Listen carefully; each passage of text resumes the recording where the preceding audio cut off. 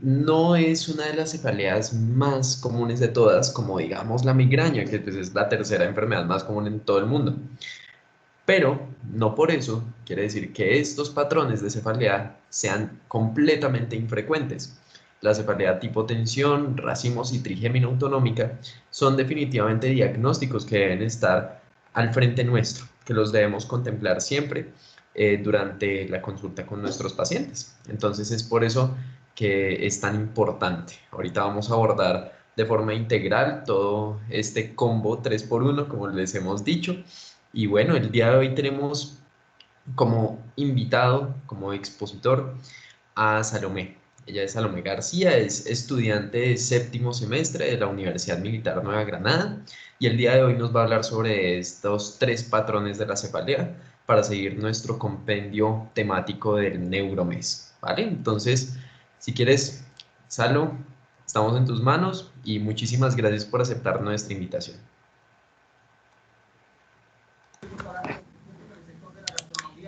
Ay, espérenme.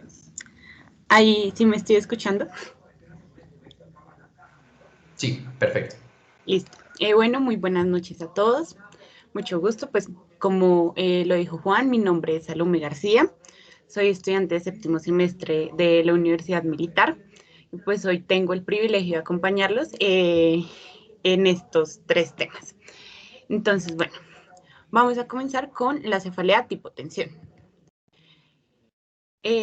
Bueno, esta cefalea es una cefalea un poco frecuente. Realmente la prevalencia es un poco cambiante dependiendo del artículo que se lea, del lugar donde se saque la información, debido a que al ser una cefalea de intensidad leve a moderada y carecer de síntomas acompañantes, su consulta es baja. Pero se habla de que puede llegar a tener una prevalencia entre el 30 y el 70% de las cefaleas que acuden al servicio de urgencias. Debido al fenotipo típico que tiene, que es inespecífico, puede llegar a ser imitado por cefaleas secundarias. Bueno, también se ha visto que esta cefalea es muy común en pacientes entre los 20 y los 59 años. Se habla que más o menos el 82% de las personas que presentan esta cefalea se encuentran en este rango de edad, mientras que solamente el 12% de las personas que presenten esta cefalea son mayores de 60 años. Es por esto que se ha clasificado esta cefalea como una cefalea común en el adulto económicamente viable. De igual manera, dependiendo del lugar de donde se lea, la relación entre sexos, entre hombre y mujer, puede variar un poco. Hay algunos textos que nos hablan de una relación 1 a 3 y hay otros textos que nos hablan de una relación 4 a 5. Pero en ambos casos, la prevalencia es mayor en el sexo femenino. Entonces, en esta cefalea vamos a encontrar un dolor holocranial bilateral de tipo opresivo con una intensidad leve a moderada. Este dolor no se va a agravar con las actividades habituales como caminar o subir escaleras ni con el esfuerzo físico. No va a estar acompañado de náuseas ni de vómitos, pero puede llegar a presentar fotofobia o fonofobia, alguno de estos dos, más no ambos al mismo tiempo. Se describe un patrón de banda comúnmente, sin embargo, muchos pacientes pueden llegar a no presentar este patrón de banda. Este dolor puede llegar a ser disperso y puede llegar a extenderse desde la cabeza hasta la nuca y o la articulación temporomandibular. Se habla de que esta cefalea tiene una variación circadiana, siendo de menor intensidad en la mañana, aumentando después del mediodía y reduciéndose nuevamente su intensidad por la noche. Entonces, en cuanto al ICHD, podemos clasificar esta cefalea en 3 tipos. La cefalea tipo tensión episódica poco frecuente, la cefalea tipo tensión episódica frecuente y la cefalea tipo tensión crónica. Entonces, en cuanto a la cefalea tipo tensión episódica poco frecuente, pues va a cumplir con los ítems aquí expuestos. Entonces, debe ser al menos 10 episodios que ocurran en menos de un día por mes, es decir, menos de 12 días por año, que sea un dolor de cabeza que dure entre 30 minutos y 7 días, que sea un dolor de cabeza que al menos presente dos de las siguientes características, como lo son localización bilateral, una calidad de apretar o presionar, más no que el paciente refiera que sea pulsátil, que presente una intensidad leve a moderada y que esta no sea agravada por actividad física de rutina como caminar o subir escaleras. De igual manera debe presentar ambos de los siguientes, como lo son no náuseas ni vómitos. Sin embargo, los pacientes pueden llegar a presentar anorexia y que no se presente más de un episodio de fotofobia o fonofobia y que no sea atribuido a otro trastorno. En cuanto a la cefalea tipo tensión episódica frecuente, va a ser como los ítems anteriores, excepto que en el ítem A vamos a ver al menos 10 episodios que ocurran en uno o más días, pero menos de 15 días por mes, durante al menos 3 meses, es decir, entre 12 y 179 días por año. Y en cuanto a la cefalea tipo tensión crónica, hablamos de un dolor de cabeza que ocurre en más de 15 días al mes, en promedio durante más de 3 meses, es decir, más de 180 días al año o más. Que este dolor de cabeza dure horas o que pueda llegar a ser continuo, pues que sea un dolor de cabeza con al menos dos de las siguientes características, como la son localización bilateral, calidad de apretar o presionar, intensidad leve o moderada y que no se agrave con la actividad física de rutina. Y que presente ambos de los siguientes, no más de un episodio de fotofobia, fonofobia o náuseas leves y no náuseas ni vómitos moderados o intensos. Entonces, en cuanto a la fisiopatología, realmente el mecanismo exacto no se conoce, pero se asocia los mecanismos de dolor periférico con las cefaleas episódicas poco frecuentes y las episódicas, que los mecanismos de dolor central se asocian más con las cefaleas tipo tensión crónicas. Entonces, se ha visto gran relación entre el aumento de la sensibilidad pericraneal y pues el mecanismo por el que se produce esta cefalea. Y se ha visto que a medida que está más aumentada esta sensibilidad pericraneal, va a aumentar más la intensidad y la frecuencia de esta cefalea. La sensibilidad pericraneal se puede detectar y registrar fácilmente palpando manualmente con el dedo índice ciertos músculos de la cara como lo son el músculo temporal, el músculo frontal y el esternocleidomastoideado, y pues anotando la intensidad de sensibilidad que se presente en estos, calificándolo de 0 a 3. Entonces, en cuanto al tratamiento, lo podemos clasificar en no médico y médico. En cuanto al tratamiento no médico, se ha visto que la fisioterapia es un tratamiento eficaz para los dolores de cabeza crónicos. También la terapia cognitivo-conductual ha resultado ser útil debido a que pues, este tipo de cefalea se ha asociado un poco con el estrés. Entonces, los pacientes que acuden con un terapeuta o psicoterapeuta en determinadas sesiones puede llegar a disminuir la incidencia de esta cefalea. De igual manera, se ha visto que la acupuntura ha sido una opción eficaz y relativamente rentable y también se ha visto que cambios en el estilo de vida, como lo son el manejo del estrés, regular las alteraciones del sueño y la actividad física regular, pueden llegar a disminuir la frecuencia y la intensidad de esta cefalea. En cuanto al tratamiento médico, encontramos como tratamiento de primera línea acetaminofén de 500 a 1000 miligramos día o aspirina igual de 500 a 1000 miligramos día como tratamiento de primera línea. También se ha hablado de que los Antiinflamatorios no esteroideos pueden ser una opción eficaz también en el tratamiento de primera línea, pues se podría usar naproxeno o ibuprofeno. Se ha visto que la asociación entre antiinflamatorios no esteroideos y acetaminofén es más eficaz que si usamos solamente el acetaminofén. En cuanto a tratamiento profiláctico, se ha visto que los antidepresivos tricíclicos, la amitriptilina para ser más precisos, es una opción eficaz y también se ha intentado realizar profilaxis con antidepresivos duales como la mirtazapina y la venlafaxina, que también han dado resultados. Y por último, la toxina botulínica A, se ha visto que también tiene un efecto modesto a nivel de profilaxis. Listo. Entonces, ahora vamos a continuar con las cefaleas trigémino-autonómicas. Entonces, las cefaleas trigémino-autonómicas son cefaleas poco comunes cuando se habla de cefaleas primarias. Sin embargo, estas comparten características clínicas similares, pero difieren en su frecuencia, duración, desencadenantes y tratamiento.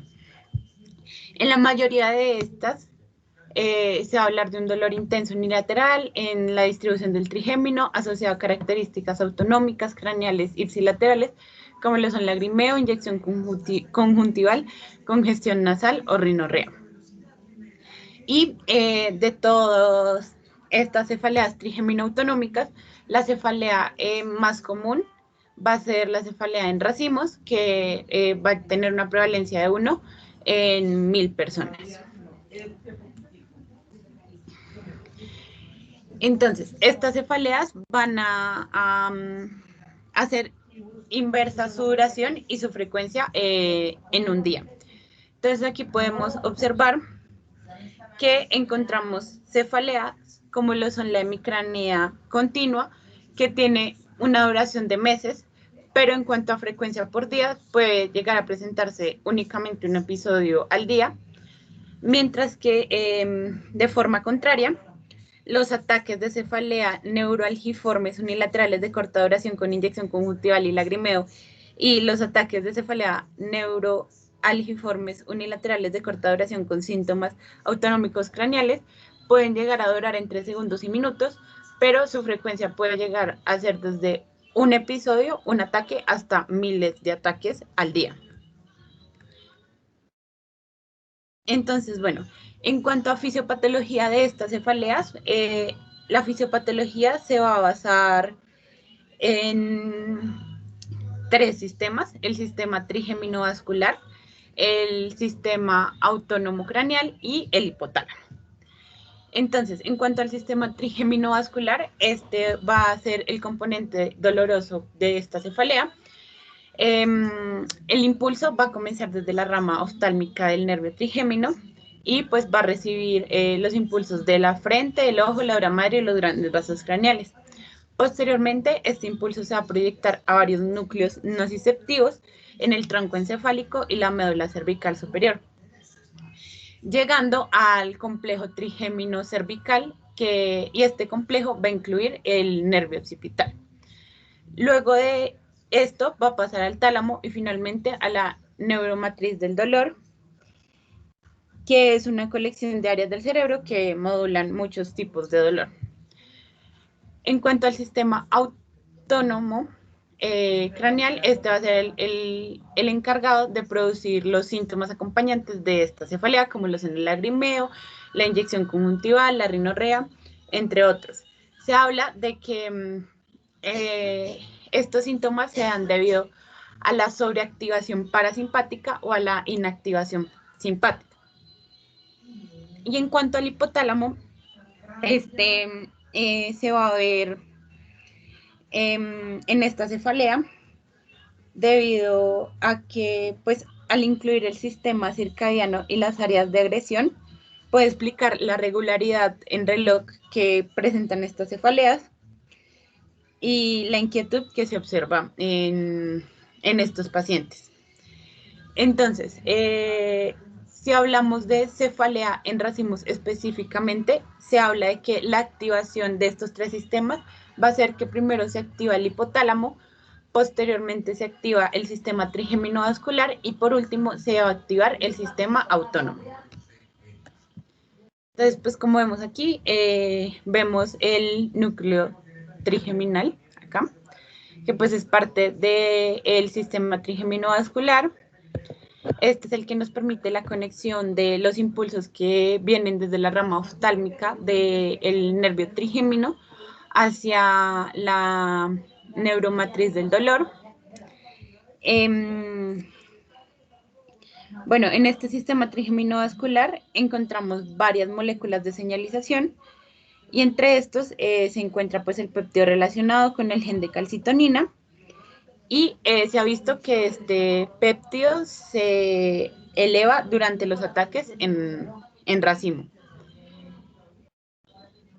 En cuanto pues al hipotálamo encontramos también diferentes moléculas, pero se ha visto que la melatonina va también a aumentarse cuando se presentan ataques de cefalea en racimo. Entonces, bueno, ahora hablando de las cefaleas en racimo, estas cefaleas se van a presentar como un dolor unilateral con características autonómicas craneales ipsilaterales y o inquietud. Este dolor va a ser muy desagradable y inusualmente este tipo de cefalea va a ser sensible al oxígeno. Se habla de que la edad promedio de inicio de este tipo de cefaleas es entre los 20 y los 40 años. Se encuentran dos versiones, que es la versión episódica y la versión crónica. Entonces, la versión episódica es un periodo sin dolor de cabeza de más de 3 meses, mientras que la versión crónica se describe como un periodo sin dolor de cabeza de menos de 3 meses. De estas dos versiones, la versión más frecuente es la episódica, presentándose en el 90% de los casos. Sin embargo, se ha visto que el 33% de los pacientes pueden llegar a pasar de una versión episódica a una versión crónica y viceversa, de una crónica a una episódica.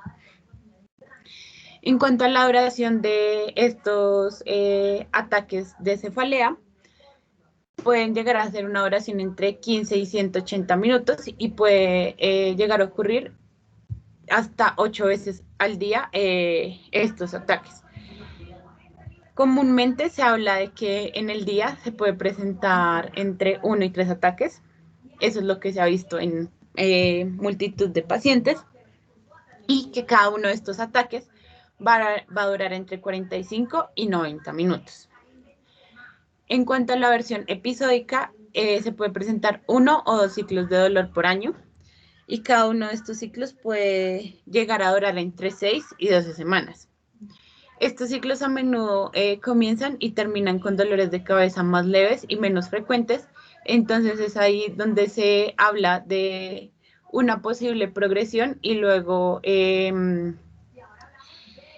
reducción de estos dolores, debido a que pues son de un inicio abrupto, el dolor va a aumentar hasta su máxima intensidad entre los siguientes 5 y 15 minutos posteriores al inicio y luego va a cesar de una forma abrupta, de la misma forma en la que inició.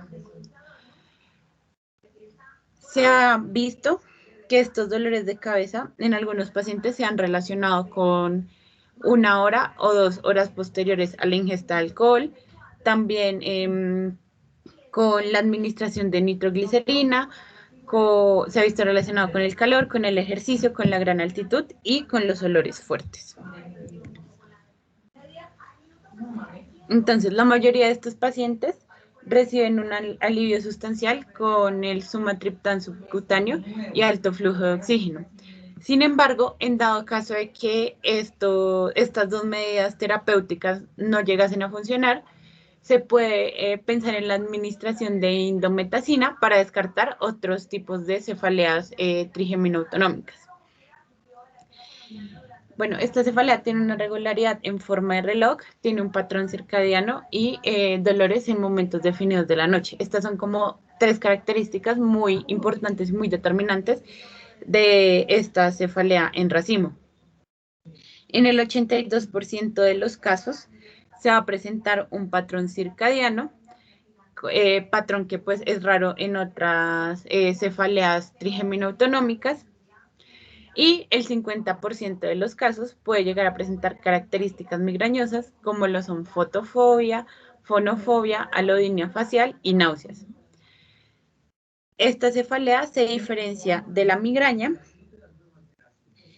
debido a la duración, a que esta cefalea en racimos tiene mayor frecuencia y tiene una escalada rápida, como se los comentaba antes, y porque en esta cefalea se va a presentar la inquietud. Entonces, estos son como los síntomas que nos permiten, en cierta manera, diferenciar de una migraña. Entonces, las características según el ICHD, según la clasificación internacional de las cefaleas, va a ser al menos 5 ataques que cumplen con los criterios de B a D. Entonces, dolor orbitario, supraorbitario y o temporal unilateral severo o muy severo que dure entre 15 y 180 minutos sin tratamiento. Cualquiera de los dos siguientes o ambos, al menos uno de los siguientes síntomas o signos ipsilaterales al dolor de cabeza, como lo son inyección conjuntival y o lagrimeo, congestión nasal y o rinorrea, edema palpebral, sudoración de la frente y la cara, miosis y o tosis, y una sensación de inquietud o agitación. También ocurre con una frecuencia entre 1 al día o hasta 8 al día, y nos explica mejor con otro diagnóstico de la ICHD 3. Ahora, en cuanto a cefalea episódica, pues estos ataques van a cumplir con los criterios anteriormente mencionados y van a ocurrir en episodios, y al menos 2 periodos de racimos van a durar entre 7 días a 1 año sin tratamiento y van a ser separados por periodos de remisión sin dolor mayor o igual a 3 meses. Y en cuanto a la versión crónica, hablamos de ataques que cumplen con los criterios de cefalea en racimo y el criterio B a continuación, que ocurre sin un periodo de remisión o con remisiones que duran menos de 3 meses durante al menos 1 año. El tratamiento de esta cefalea, hablamos de medicamentos agudos, medicamentos preventivos y medicamentos transitorios. Entonces, los medicamentos de transición se refieren a medicamentos preventivos que pueden aumentarse rápidamente y usarse por periodos cortos de tiempo. Y estos medicamentos van a ser útiles en 2 situaciones. Cuando el único preventivo para los pacientes, como único preventivo para los pacientes con ciclos cortos de cefalea, y como puente para pacientes con ciclos de dolor de cabeza más prolongados mientras incrementan los otros medicamentos preventivos. Entonces, en cuanto a medicamentos agudos, vamos a encontrar oxígeno de alto flujo. Entonces, el oxígeno se va a administrar al 100% a través de una máscara a una velocidad de 12 a 15 litros por minuto, al menos por 20 minutos. Y los triptanos que se pueden utilizar en este caso son el sumatriptán y el solmitriptán. En cuanto a los medicamentos transitorios, encontramos los bloqueos del nervio occipital, pues como les comentaba anteriormente, debido a la fisiopatología en la cual pues este nervio se encuentra en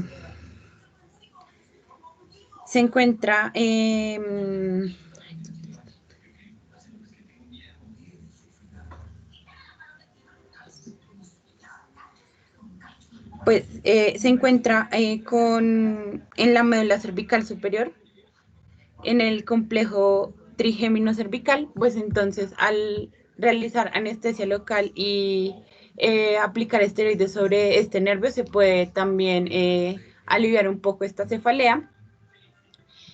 Y también los ciclos de esteroides orales intentando disminuir gradualmente durante las 3 semanas posteriores al inicio de administración de estos esteroides orales. Pero pues esto va a depender de la tasa de respuesta del paciente.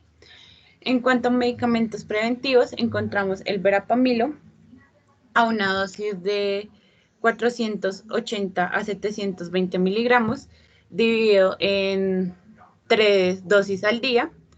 Sin embargo, el verapamilo nos puede generar efectos secundarios como lo son el alargamiento del PR. Es por esto que se recomienda realizar un electrocardiograma antes de iniciar el tratamiento con este medicamento. Posteriormente, realizar entre cada 10 a 14 días posterior al cambio de cada dosis del medicamento. Y ya cuando se tenga la dosis de respuesta de cada paciente, realizar electrocardiogramas cada 6 meses, pues para evitar que se presente este efecto secundario. En dado caso que el paciente no tolere el verapamilo o no se pueda administrar por alguna razón, también se ha hablado de que se puede utilizar topiramato o litio. Ahora, en cuanto a la cefalea hemicránea paroxística, esta comparte características con la cefalea en racimos. Sin embargo, su duración es más corta. Esta cefalea, a diferencia de la cefalea en racimos, es sensible a indometacina. Su edad de inicio es más o menos entre los 30 y 40 años. Es un poco más común en mujeres y su versión crónica se presenta en el 80% de los pacientes. La inquietud y la distribución circadiana en este tipo de cefalea es menos común y se presenta como un dolor agudo, punzante o pulsátil que se localiza en área orbitaria, supraorbitaria o temporal, que tiene un tiempo hasta el pico más alto del dolor de menos de 20 minutos. En cuanto a la sintomatología autonómica que va a acompañar a esta cefalea, el lagrimeo es el síntoma más común y su prevalencia va a ser menor con respecto a la cefalea en racimos. Tiene una prevalencia de 0.5 por 1000 personas o hasta menos. Y estos ataques pueden ser provocados por alcohol, movimientos del cuello o presión sobre el cuello o nervios occipitales mayores. Entonces, en cuanto a la clasificación, encontramos que pues al menos 20 ataques que cumplan con los criterios de BAE, que son dolor orbitario, supraorbitario y o temporal unilateral severo, que dura entre 2 a 30 minutos. Cualquiera de los siguientes o ambos, al menos uno de los siguientes síntomas o signos ipsilaterales al dolor de cabeza: inyección conjuntival y lagrimeo, congestión nasal y rinorrea, edema palpebral, sudoración de la frente y la cara, miosis y tosis, sensación de inquietud o agitación. Ocurre con una frecuencia de más de 5 por día. Puede ser prevenido absolutamente por dosis terapéuticas de indometacina y nos explica mejor por otro diagnóstico de la ICHD3. Entonces, en cuanto a la versión episódica de este tipo de cefalea, vamos a tener ataques que cumplen con los criterios de cefalea hemicránea paroxística y que ocurren episodios y que al menos 2 episodios duren entre 7 días a un año sin tratamiento, separados por periodos de remisión sin dolor de más de 3 meses, perdón.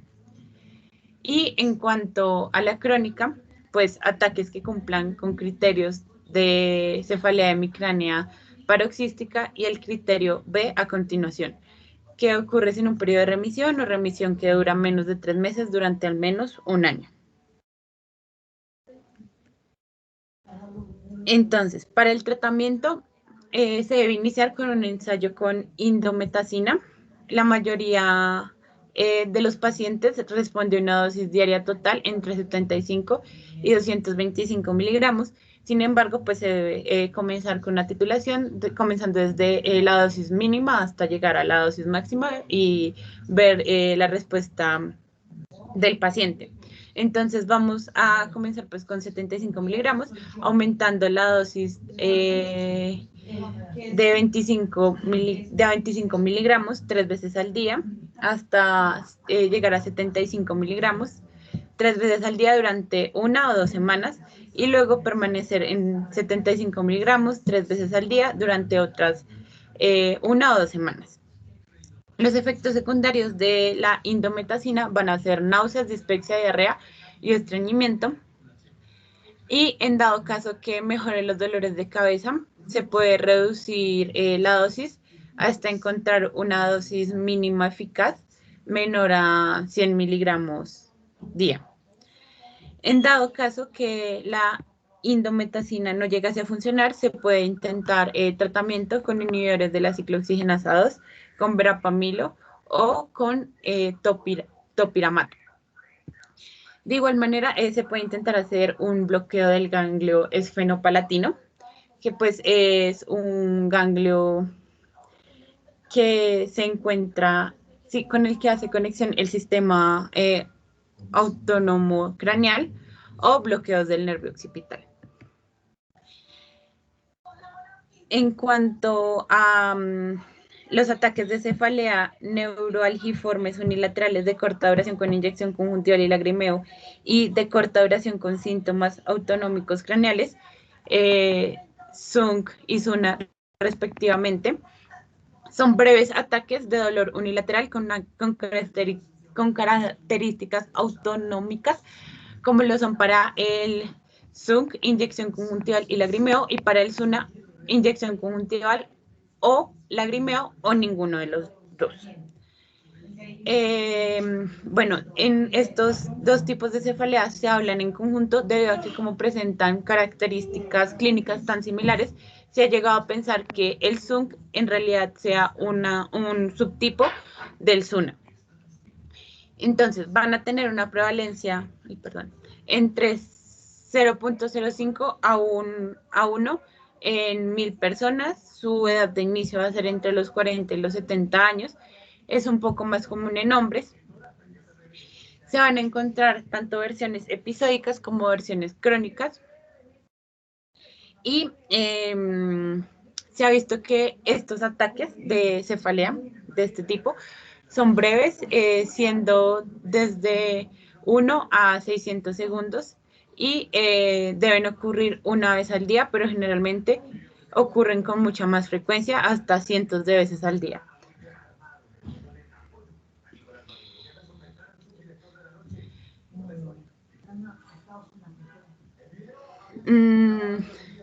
Bueno, en esta cefalea el dolor máximo se va a presentar en los 2 a 3 segundos posteriores al inicio y va a ser de tipo punzante, agudo o pulsátil. Los desencadenantes van a ser los estímulos táctiles, tocar la zona del dolor, masticar o cepillarse los dientes. Se ha visto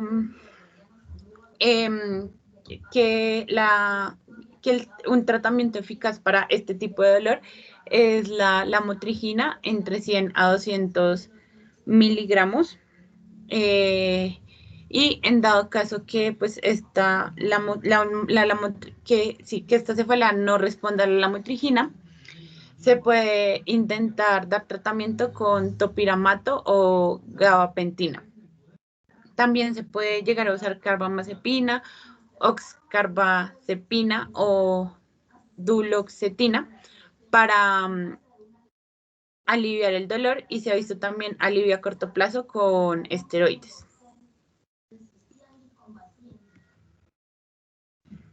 Entonces, en cuanto a la clasificación ICHD de los ataques de cefalea neuroalgiformes unilaterales de corta duración, deben cumplir con los criterios de al menos 20 ataques que cumplen con los criterios de BAD.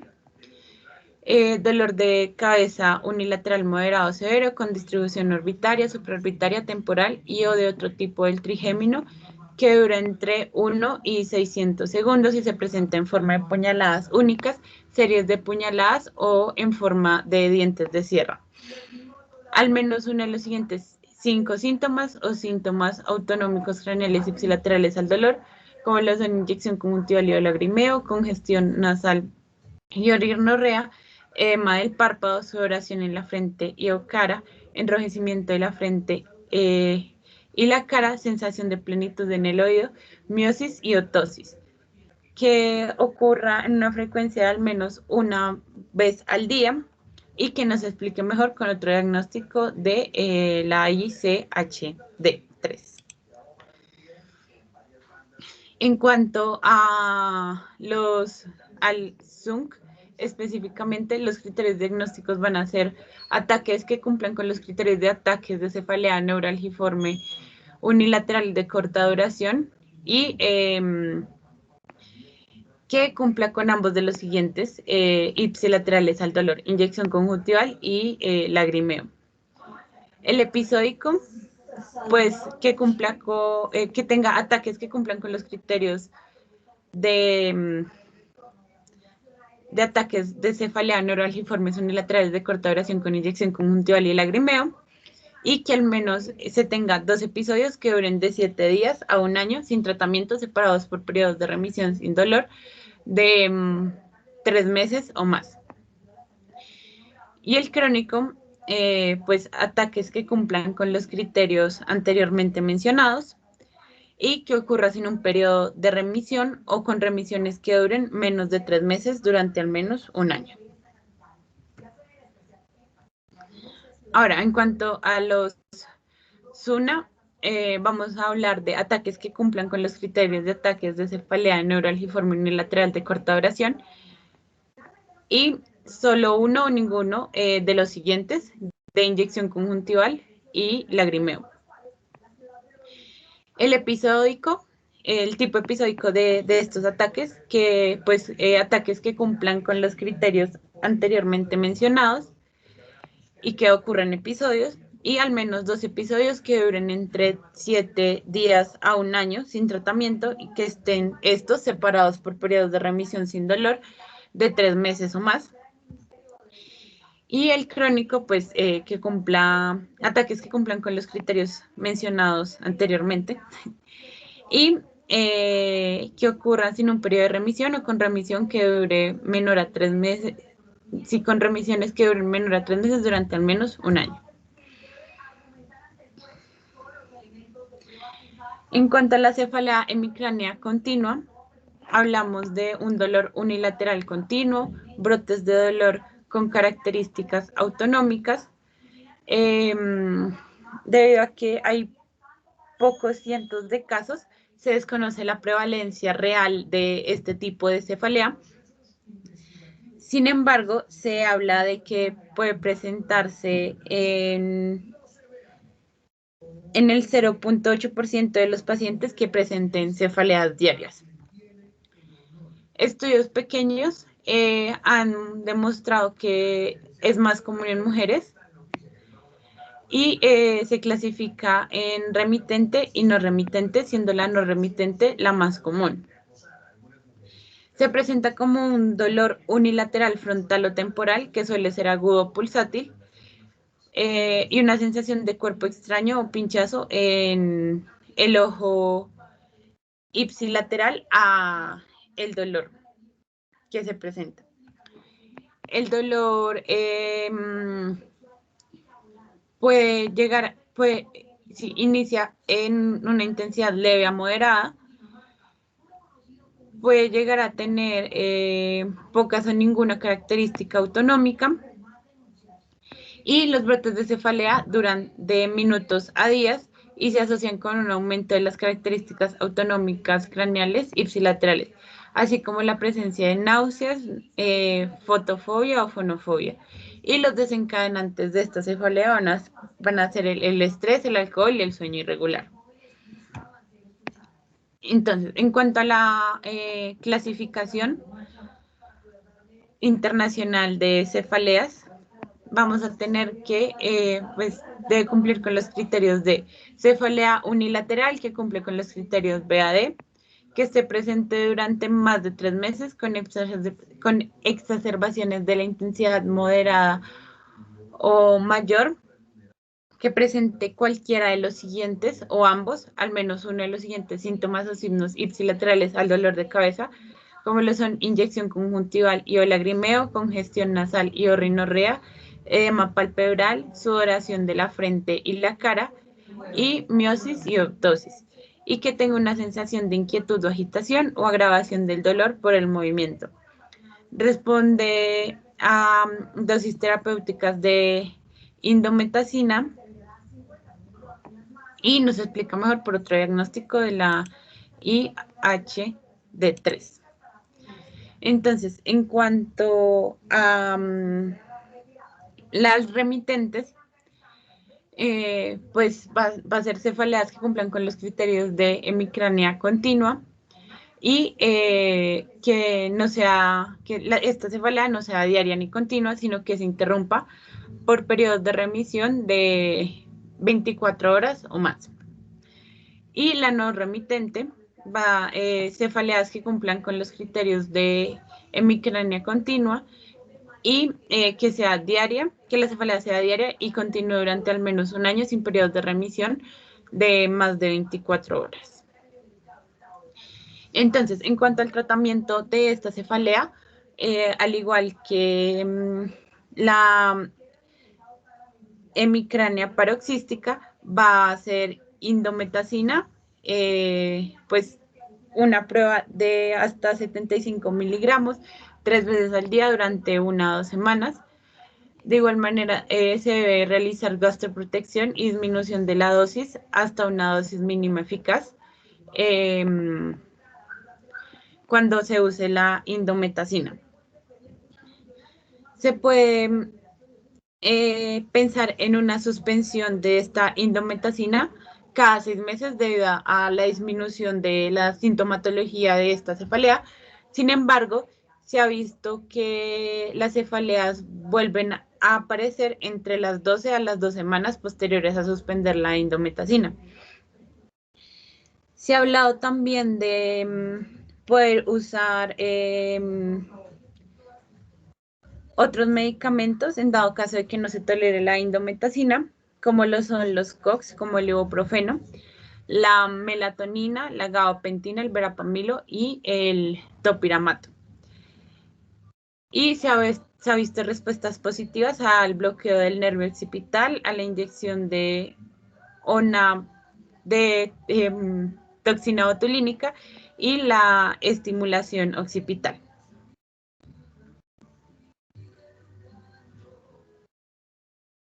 Y ya eso era todo lo que les traía para hoy. Muchas gracias.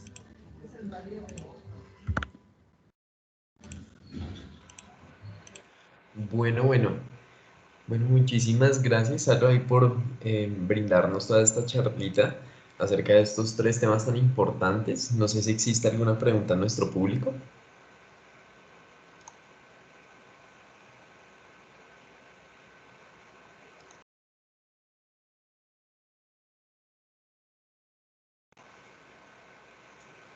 Vale, creo que no. Entonces, te queríamos agradecer mucho por este encuentro académico tan importante como te decía.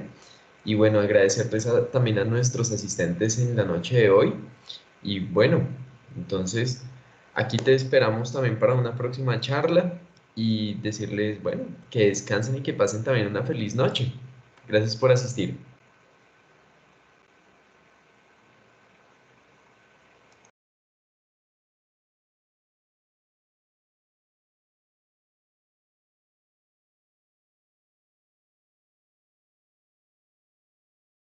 Muchas gracias a ustedes de verdad por la oportunidad y por abrir estos espacios para intentar la